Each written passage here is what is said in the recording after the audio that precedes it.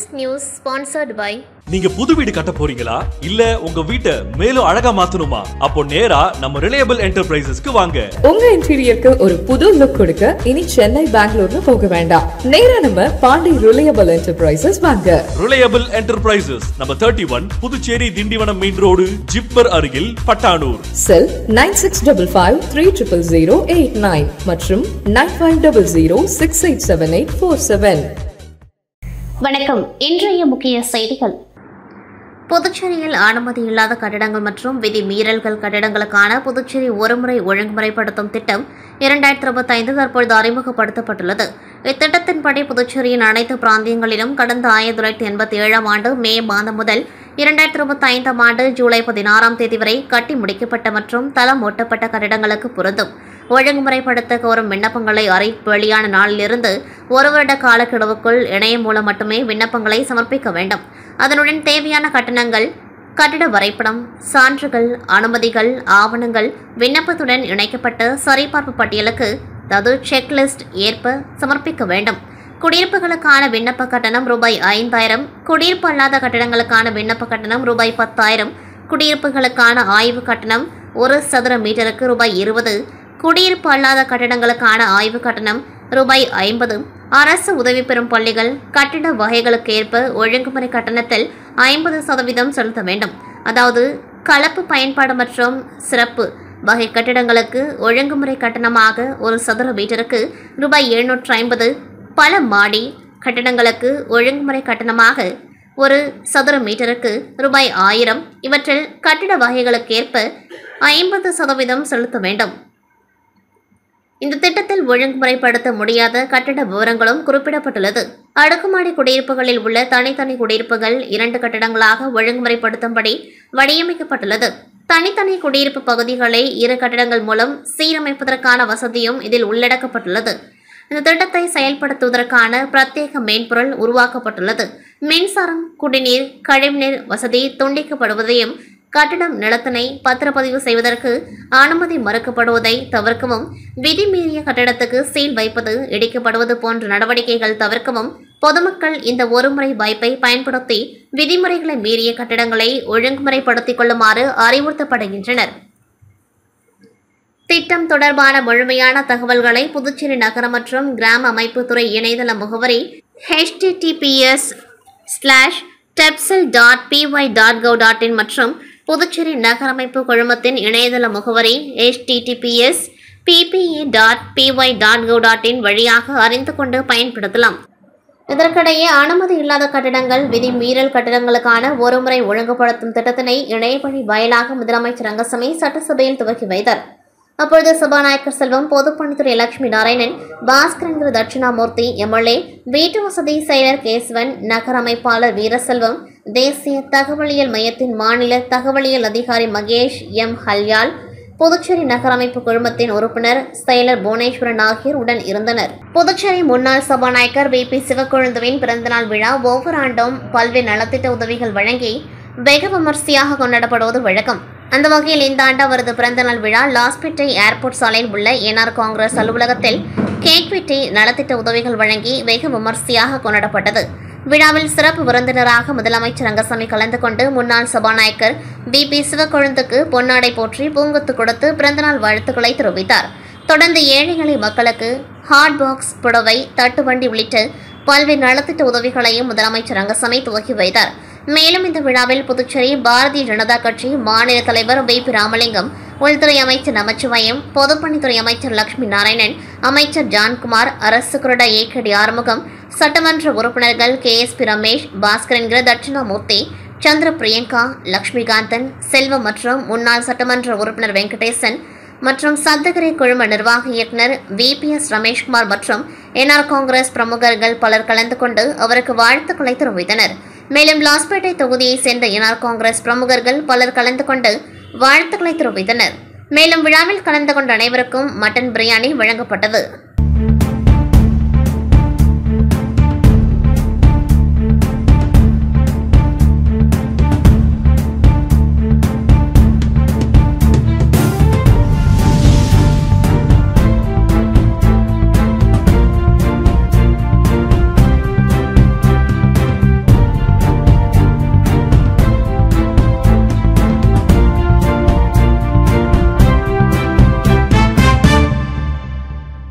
சட்டப்பேரவைத் தலைவர் செல்வம் அவர்கள் மத்திய நிதியமைச்சர் அவர்களை சந்தித்து புதுச்சேரிக்கு சிறப்பு மானியமாக கூடுதல் நிதி வழங்க வேண்டும் என்று கோரிக்கை வைத்தார்.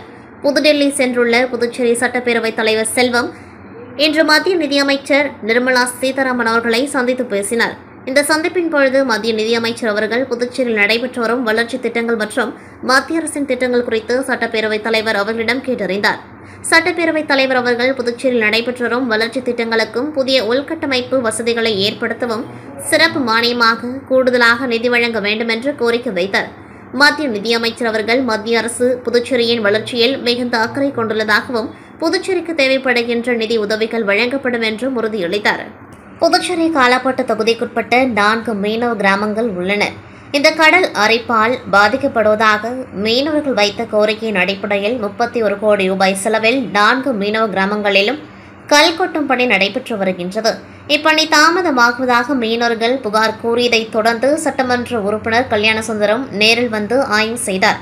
3 மாதத்திற்குள் கல் கொட்டும் பணியை விரைந்து முடிக்க அவர் அதிகாரிகளை வலியுறுத்தினார்.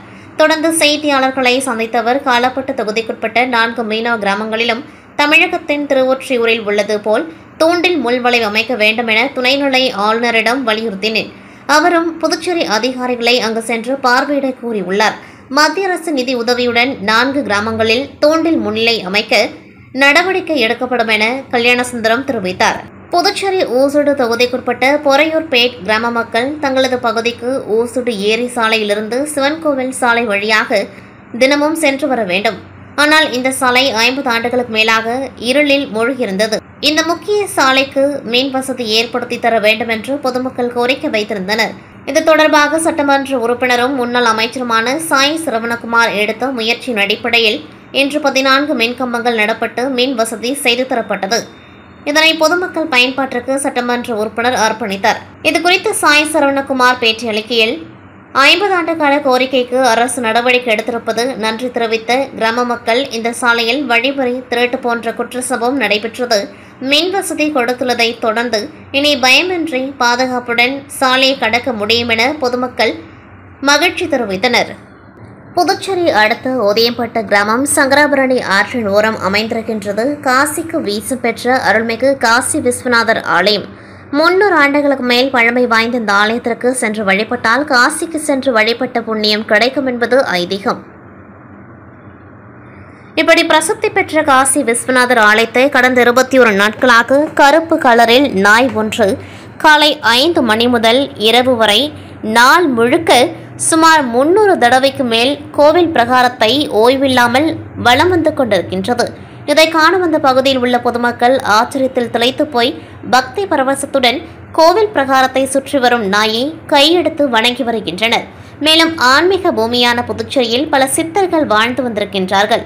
அந்த வகையில் காசியில் உள்ள கால பைரவர் போன்று சித்தராக கருப்பு கலரில் நாய் ஒன்று கோவில் பிரகாரத்தை வலம் வந்து ஏதோ சொல்ல வருகிறது என்று அனைவரும் ஆச்சரியத்துடன் பார்த்து வருகின்றனர். இதுகுறித்து அந்த பகுதி மக்கள் கூறும்பொழுது புதுச்சேரியில் பிரசித்தி பெற்ற காசி விஸ்வநாதர் ஆலயத்தை கடந்த 21 நாட்களாக கருப்பு கலரில் நாய் ஒன்று கோவில் பிரகாரத்தை வலம் வந்து கொண்டிருக்கின்றது. புதுச்சேரி சித்தர்கள் வாழ்ந்த பூமி என்பதால் சித்தராகவே இந்த நாயை நாங்கள் பார்த்து வணங்கி வருகின்றோம். சித்தர் வடிவில் புதுச்சேரிக்கு ஏதோ சொல்ல வந்திருக்கின்றார் என்று பார்ப்பவர்கள் மெய்மறந்து பக்தி பரவசத்தில் திகைத்து போயுள்ளனர். மேலும் கோவில் பிரகாரத்தை நாய் சுற்றி வரும் செய்தி அந்த பகுதியில் காட்டு தீயாய் பரவ மக்கள் படையெடுத்து கோவில் பிரகாரத்தை சுற்றும் நாயை கையெடுத்து வணங்கி வருகின்றனர். புதுச்சேரி முத்தியால்பேட்டை வேலாயுதம் பிள்ளை நகர் ஸ்ரீ பொன்னு மாரியம்மன் ஆலயம் 90வது வருட பிரம்மோற்சவத்தை முன்னிட்டு சிறப்பு அழைப்பாளராக திமுக தலைமை பொதுக்குழு உறுப்பினரும் சமூக சேவகருமான வருங்கால சட்டமன்ற உறுப்பினருமான பிரபாகரன் அவர்கள் கலந்து கொண்டு சுவாமி தரிசனம் செய்து பொதுமக்களுக்கு சமப்பந்தி விருந்து வழங்கி துவக்கி வைத்தார். பன்னாட்டு மனித உரிமைகள் பேரவை நிர்வாகிகளின் ஆலோசனைக் கூட்டம் முருங்கப்பாக்கத்தில் உள்ள தலைமை அலுவலகத்தில் நடைபெற்றது. இதில் அமைப்பின் தலைவர் சக்திவேல் தலைமை தாங்கினார். நடைபெற்ற நிகழ்ச்சியில் அமைப்பில் புதிதாக இணைந்தோருக்கு வாழ்த்து தெரிவித்த அமைப்பின் செயல்பாடு புத்தகத்தை வழங்கினார்கள். பின்னர் இந்திரா காந்தி அரசு மருத்துவமனைக்கு அமைப்பின் சார்பாக உடல் தானம், கண் தானம் வழங்கிய பிள்ளையார்பேட்டை சேர்ந்த மறைந்த விமலா குடும்பத்தார்களுக்கு நன்றி தெரிவித்து பாராட்டும் வகையில் பொதுமக்களுக்கு விழிப்புணர்வு ஏற்படுத்துவதற்கும் அவர்களுக்கு அமைப்பின் சார்பாக பாராட்டு சான்றிதழ்கள் வழங்கி மரியாதை செய்யப்பட்டது. பின்னர் முதலியார்பேட்டை தொகுதி அப்துல் கலாம் நற்பணி இயக்கத்தின் தலைவர் கலிமூர்த்தி இறந்த பின்னர் தமது உடலை அமைப்பின் மூலம் உடல் தானம் செய்வதற்கான சான்றிதழை ஒப்படைத்தனர்.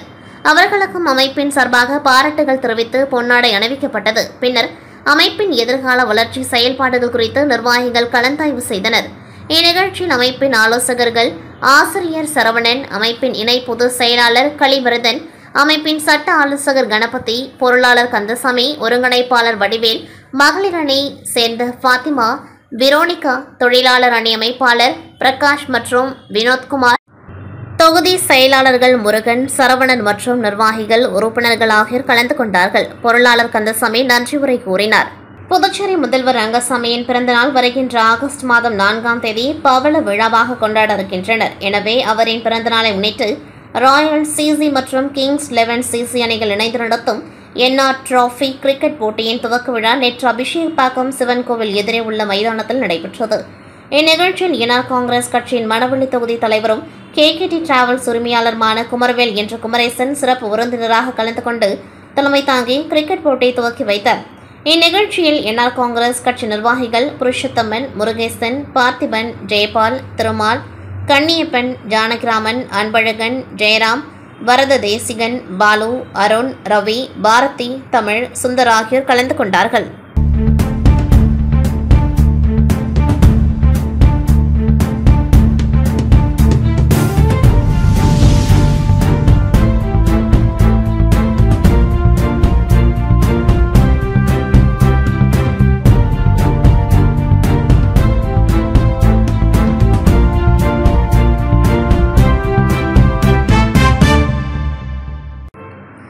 புதுச்சேரி வீராம்பட்டினம் சுனாமி குடியிருப்பு பகுதியைச் சேர்ந்தவர் மதுபாலன் மீன்பிடி தொழில் செய்து வந்த நிலையில் போதிய வருமானம் இல்லாததால் வில்ஸ் மேங்கோரா ஃபாரஸ்ட் படகு சுற்றுலா நிறுவனத்தில் படகு ஓட்டுநராக 4 ஆண்டுகள் வேலை பார்த்துள்ளார். இதனிடையே சொந்தமாக சுற்றுலா படகு இயக்க முடிவு செய்து கடந்த 1 வருடங்களுக்கு முன்பு சுற்றுலாத்துறையிடம் மனு அளித்திருந்தார். ஆனால் 1 வருடத்திற்கு மேலாகியும் சுற்றுலாத்துறை அலுவலகத்திலிருந்து எந்த பதிலும் வராததால் மீண்டும் அனுமதி பெறுவதற்கான விண்ணப்பத்தை சுற்றுலாத்துறை ஆர்ட் அண்ட் கிராஃப்ட் வில்லேஜ் மற்றும் வாட்டர் ஸ்போர்ட்ஸ் மேலாளரான பாஸ்கரிடம் கொடுத்து உதவி கேட்டபொழுது பல்வேறு ஆவணங்களை எடுத்து வர கூறியுள்ளார். அதனையும் சமர்ப்பித்த பிறகு அவரும் தொடர்ந்து காலதாமதம் செய்ததோடு வாரந்தோறும் ஞாயிற்றுக்கிழமைகளில் தன்னை கவனித்தால் மட்டுமே லைசன்ஸ் கிடைக்கும் என கூறி சுற்றுலாத்துறை மேலாளரான பாஸ்கர் கடந்த ஓராண்டுகளாக தொடர்ந்து மிரட்டி பணம் மற்றும் மீன்களை பெற்றதாகவும் அதன்படி லைசன்ஸ் கிடைக்கும் என்ற ஆசையில் கடன் வாங்கி சுமார் 60,000க்கும் மேற்பட்ட பணத்தை அவரிடம் லஞ்சமாக கொடுத்ததாகவும் அது மட்டுமின்றி மேலும் 50,000 பணத்தை மொத்தமாக ஒரே தவணையாக கொடுத்தால் நிச்சயம் லைசன்ஸ் வழங்குவதாக தெரிவித்தார் என்று, ஆனால் தன்னால் கொடுக்க இயலவில்லை என்றும், மேலும் இதுபோல் 50க்கும் மேற்பட்ட படகு உரிமையாளரை மிரட்டி மாதந்தோறும் பணம் வசூல் செய்து வருகின்றார். எனவே இதுபோன்று லஞ்சம் வாங்கும் அதிகாரிகள் மீது தகுந்த நடவடிக்கை எடுக்க வேண்டும் என லஞ்ச ஒழிப்புத்துறை அதிகாரிக்கு மதுபாலன் புகார் அளித்துள்ளார். மேலும் சுற்றுலாத்துறை அதிகாரி பாஸ்கர் லஞ்சம் வாங்கும் வீடியோவை தனது நண்பர் மூலம் பதிவு செய்து அதனை புகார் மனுவுடன் இணைத்து கொடுத்ததோடு புகாரின் நகலை புதுச்சேரி துணைநிலை ஆளுநர் மற்றும் துறை அமைச்சர் உட்பட துறை அதிகாரிகளுக்கு அளித்த நிலையில் தற்பொழுது லஞ்சம் பெறும் வீடியோ சமூக வலைதளங்களில் வைரலாக பரவி வருகின்றது. புதுச்சேரி கருவடிக்குப்பம் சமைப்பிள்ளை தோட்டம் பகுதியைச் சேர்ந்த பாஜக பிரமுகர் உமாசங்கர் இவர் கடந்த ஏப்ரல் 26ஆம் தேதி இரவு 11:45 மணியளவில் முகமூடி அணிந்து பைக்கில் வந்த மர்ம கும்பலால் வெட்டி கொலை செய்யப்பட்டார். இதுகுறித்து லாஸ்பேட்டை போலீசார் வழக்கு பதிவு செய்து கருவடிக்குப்பத்தை சேர்ந்த பிரபல ரவுடி கர்ணா, அணைக்கரைமேடு செல்வ கணபதி, அரவிந்தன், பாலாஜி, கோபாலகிருஷ்ணன், அருண்குமார், விவேகானந்தன், விசு என்கின்ற விஸ்வநாத், ராகவேந்திரன், கார்த்திக் உட்பட 12 பேரை கைது செய்து காலாப்பட்டு சிறையில் அடைத்தனர். இந்த வழக்கை புதுச்சேரி லாஸ்பேட்டை போலீசார் விசாரணை செய்திருந்த நிலையில் கொலையான உமாசங்கரின் தந்தை காசிலிங்கம் சென்னை உயர்நீதிமன்றத்தில் தனது மகன் கொலை வழக்கில் அரசியல் தலையீடு அதிகமாக உள்ளதாகவும் உள்ளூர் காவல்துறை வழக்கை விசாரித்தால் சரியான நீதி கிடைக்காது, எனவே இந்த வழக்கை சிபிஐ விசாரிக்க வேண்டும் என மனு தாக்கல் செய்திருந்தார். அதன்படி இந்த வழக்கை விசாரித்த சென்னை உயர்நீதிமன்ற நீதிபதி வேல்முருகன் பாஜக பிரமுகர் உமாசங்கர் கொலை வழக்கை சிபிஐ விசாரிக்க அதிரடியாக உத்தரவு பிறப்பித்துள்ளார். இது புதுச்சேரியில் பெரும் பரபரப்பை ஏற்படுத்தியுள்ளது. புதுச்சேரி காட்டேரிக்குப்பம் அடுத்த சுத்துக்கேணி பகுதியை சேர்ந்தவர் வாழ்மொழி. விவசாயியான இவர் தனது வீட்டில் 25க்கும் மேற்பட்ட கோழிகளை வளர்த்து வருகின்றார். இந்நிலையில் இவர் வளர்த்து வந்த 20 கோழிகள் அவரது வீட்டின் வாசலில் இறந்து கிடந்ததை கண்டு அதிர்ச்சியடைந்தார். அதனைத் தொடர்ந்து வாழ்மொழி கோழிகள் இறந்து கிடந்த இடங்களை சுற்றி பார்வையிட்ட பொழுது கோழிகளுக்கு மர்ம நபர்கள் அரிசியில் விஷம் கலந்து கொடுத்து கொன்றிருப்பது தெரியவந்தது. தகவல் அறிந்து காட்டிருக்கும் போலீசார் மற்றும் தடயவியல் நிபுணர்கள் சம்பவ இடத்துக்கு சென்று கோழிகள் இறப்பு குறித்து விசாரணை மேற்கொண்டார்கள். மேலும் இறந்த கோழிகளுக்கு கொடுக்கப்பட்ட விஷம் கலந்த அரிசியின் மாதிரிகளை சேகரித்து சென்றனர்.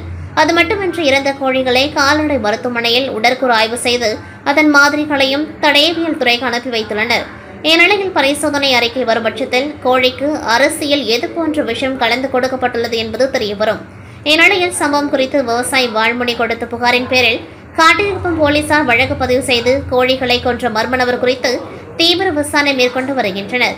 மேலும் அப்பகுதியில் பொருத்தப்பட்டுள்ள சிசிடிவி கேமராக்களை ஆய்வு செய்து வருவதால் விரைவில் கோழிக்கு விஷம் வைத்து மர்ம நபர் பிடிபடுவார் என போலீசார் நம்பிக்கை தெரிவித்துள்ளனர். புதுச்சேரியில் நடைபெற்ற ஸ்ரீராம் இலக்கிய கழகத்தின் திருக்குறள் விழாவில் வெற்றி பெற்ற மாணவர்களுக்கு பரிசுகளை வழங்கி புதுச்சேரி வடக்கு காவல்துறை கண்காணிப்பாளர் வீரவல்லவன் பேசியுள்ளார். புதுச்சேரியில் கற்க கசடர என்று வள்ளுவர் சொன்னது போல் மாணவர்கள் 1ஆம் வகுப்பிலிருந்து 10ஆம் வகுப்பு வரை பாடத்திட்டத்தில் உள்ள அடிப்படைகளை தெளிவாக கற்றுக்கொள்ள வேண்டும். இதற்கெல்லாம் முயற்சி முக்கியம் என்று புதுச்சேரி வடக்கு காவல்துறை கண்காணிப்பாளர் வீரவல்லவன் ஸ்ரீராம் இலக்கிய கழகம் சார்பில் புதுச்சேரியில் நடைபெற்ற திருக்குறள் விழாவில் மாணவர்களிடையே பேசினார். ஸ்ரீராம் இலக்கிய கழகம் புதுச்சேரி மற்றும் தமிழகத்தில் திருக்குறள் பேச்சு, கட்டுரை, ஓவியப் போட்டிகளை பள்ளி மற்றும் கல்லூரி மாணவர்களுக்காக நடத்தி வருகின்றது. இதன் ஒரு கட்டமாக புதுச்சேரியில் உள்ள செயின்ட் ஆண்டனிஸ் உயர்நிலைப் பள்ளியில் போட்டிகளை நடத்தியது. இதில் ஓவிய போட்டியில் 255 மாணவர்களும், பேச்சு போட்டியில் 160 மாணவர்களும், கட்டுரை போட்டியில் 91 மாணவர்களும் என புதுச்சேரி, கடலூர், விழுப்புரம், திருவண்ணாமலை உள்ளிட்ட பகுதிகளைச் சேர்ந்த மொத்தம் 506 மாணவர்கள் பங்கேற்றனர்.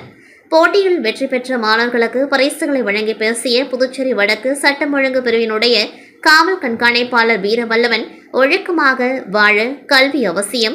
ஒழுக்கத்துக்கு மட்டுமல்ல, வேலை வாய்ப்பிற்கும் கல்வி மிக அவசியம். எந்த வேலைக்கு நாம் செல்ல போகிறோம் என்று தெளிவு முதலில் வேண்டும்.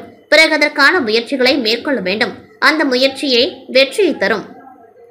மேலும் மாணவர்கள் போக்குவரத்து விதிகளை மதிக்க வேண்டும். தீய பழக்கங்களுக்கு ஆளாகக்கூடாது. பெற்றோருடனும் ஆசிரியருடனும் மனம் விட்டு பேச வேண்டும். இவ்வாறு செய்தால் அவர்களது வாழ்க்கை வளமாக அமையும் என்றார்.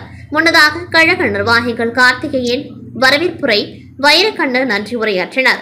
வெற்றி பெற்ற மாணாக்கர்களின் விவரம்: பேச்சு போட்டியில் முதல் பரிசு பெற்ற மாணவர்கள் இடைநிலை பிரிவு வர்ஷா, ஷெம்ஃபோர்ட் பள்ளி, சிதம்பரம் மேல்நிலை பிரிவு தனுஷா, அமலர்பவம் லோர்ட் அகாடமி புதுச்சேரி, கல்லூரி பிரிவு ஸ்டெல்லா, அனைத்தரசா கல்லூரி புதுச்சேரி. ஓவியப் போட்டியில் முதல் பரிசு பெற்ற மாணவர்கள் இடைநிலை பிரிவு சாதனா, அமலர்பவம் லோர்ட் அகாடமி கொம்பாக்கம், மேல்நிலை பிரிவு ஹன்சிகா, அமலர்பவம் லோர்ட் அகாடமி கொம்பாக்கம், கல்லூரி பிரிவு சிவா பாரதி, பாரதியார் பல்கலைக்கூடம் அரியாங்குப்பம். கட்டுரை போட்டியில் முதல் பரிசு பெற்ற மாணவர்கள் இடைநிலை பிரிவு ஜோஷினி, அமலர்பவம் லோர்ட் அகாடமி கொம்பாக்கம், மேல்நிலை பிரிவு பிரியங்கா தேவி, அரசு உயர்நிலைப்பள்ளி புதுச்சேரி, கல்லூரி பிரிவு கார்த்திக், பெரியார் கலைக்கல்லூரி கடலூர். இத்துடன் செய்திகள் நிறைவடைகின்றது. நன்றி, வணக்கம்.